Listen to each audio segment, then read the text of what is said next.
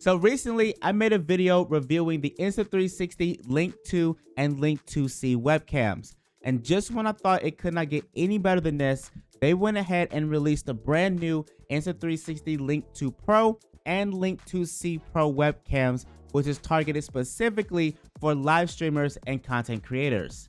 And so today, we're going to go ahead and we're going to unbox these webcams and we're going to take a look at the upgraded features so that way we can see if this is truly worth adding into your gaming setups. And so going straight to the unboxing, Insta360 does provide us with a few essentials. Inside the boxes, you do get the Pro model webcams as well as the same magnetic base, which has the 1/4 thread at the bottom for you to screw onto something like a desk mount or maybe even a tripod. Now you are also provided with a USB-C to USB-C cable and the USB-C to USB adapter, just like the previous models. Now for the sake of this video, I am mainly going to be focusing on the Link2 Pro, mainly because of the fact that both webcams are pretty much identical in terms of specs. The only difference is that the Link2 Pro has a gimbal which utilizes the auto tracking, while the Link2C is a stationary webcam that focuses on auto framing. And we'll go over both of those specs later on in this video. Now, speaking of the specs, the Pro model webcams do have a better sensor, which is now 1/1.3 inches instead of the 1/2 inch sensor that the previous model features, which is pretty good. But you also get 4K resolution with a f1.9 aperture lens, gesture control, and of course you get crazy good autofocus. Now in terms of image quality, I did pair the Link2 Pro against the standard Link2, and you can see a noticeable difference between the sharpness and even the brightness between the two webcams. And that will be thanks to the bigger sensor, which allows the webcam to capture more light, which results in better image quality. And the Pro Series webcams automatically come with HDR enabled for better lighting control. However, the real difference is when you turn the lights off. Even with the lights turned off, you are still provided with better image quality than the standard Link2, and you also can see that there's less noticeable noise in the darker areas. And this is perfect for live streamers, mainly because of the fact that we don't normally use a lot of light in our setups. Normally you will see maybe like one softbox, maybe 2 LED panels and some RGB lights in the background.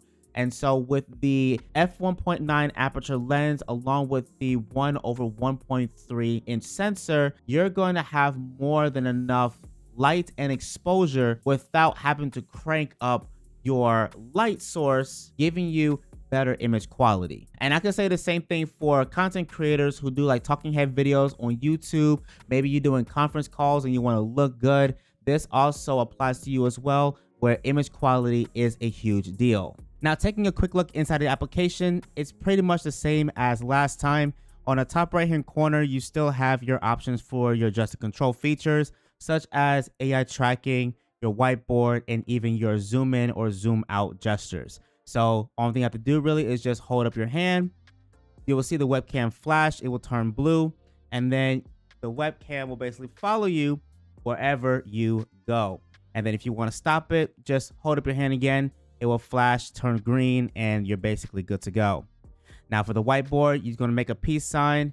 The webcam will flash, and if you have a whiteboard to showcase, the webcam will target the webcam while also still keeping you in focus, allowing for your viewers to be able to see what's on the whiteboard. And then for the zoom gesture, all thing you have to do really is just hold up your hand like this, and then just push it upwards, and then push it downwards, and there you zoomed in and zoomed out. Now on the right hand side, you also do have the option to do this manually. So you can move the camera left, right, you can do up, you can do down, and then you also have your zoom in and zoom out rocker right here for you to be able to use. Now, one of the things that is new with this application is going to be some of the effects. So you still have your standard background blur, or what you can do is utilize bokeh, and then you can bring this down to roughly around like 30-something%. And this is going to provide you with a really good subtle background blur. And this is where like that f1.9 aperture lens really is going to play a part, because it looks like this is coming straight out of a DSLR camera. But other than that, you do have some other backgrounds here that you are able to switch to on the fly. But if you're someone that wants it to look even better, you now have a green screen mode option. So if you come right here on the right hand side and click on green screen mode, you will now be able to see, if you have a green screen, the background showcasing right behind you, and it's going to look 10 times better than what it does just with the regular background. But one thing to note is that you will need, I believe, a 1080 Ti or above in order for the green screen effect to work properly. Now, I could be wrong, so I am going to put a screenshot of the required specs right here on screen for you to be able to see. But other than that, the autofocus for this webcam is pretty snappy. So if I just put this right here in front of the webcam, you see just how fast the autofocus takes effect, which is pretty good. And if we take a look at the bottom of the application, you will see we have an option for AI tracking. If we go ahead and click this, there's a new feature called tracking area. And what this is going to do, if we go ahead and click on this, as long as you have the AI tracking turned on, you will be able to control where the webcam stops. So that way it doesn't track you beyond a certain point. And this is really good for safety reasons. And I'm actually very glad that Insta360 had added this feature. So to give you a quick example as to what this does, if I were to, let's say, click edit right here, I can click on these arrows and I can just move this over. And let's say I do not want it to go past this particular point. I can go ahead and click on the green check. I can then go ahead and exit this out. And then if I were to just activate the AI tracking, and let's say I get up and walk around, you will see that it did not track me beyond that point. And so this is a really cool feature. Once again, if there's something that you do not want shown in your video footage or on your live stream. But other than that, if we go ahead and stop this, we also do have the options for the pause tracking area. Once again, the pause tracking area is kind of similar to what we just did. However, with this, you'll be programming the webcam to pause in a certain area instead of stopping it from going past a certain point. Now, when it comes to audio, both of these webcams come with 2 built-in microphones featuring AI noise cancellation and 4 different audio modes. And so what you're currently listening to right now is the standard mode. Now, this is supposed to capture all the audio that surrounds the webcam. However, it's supposed to enhance your voice while also reducing the noise that's coming from the background. So I do have a TV that is playing music right now. It is a little loud.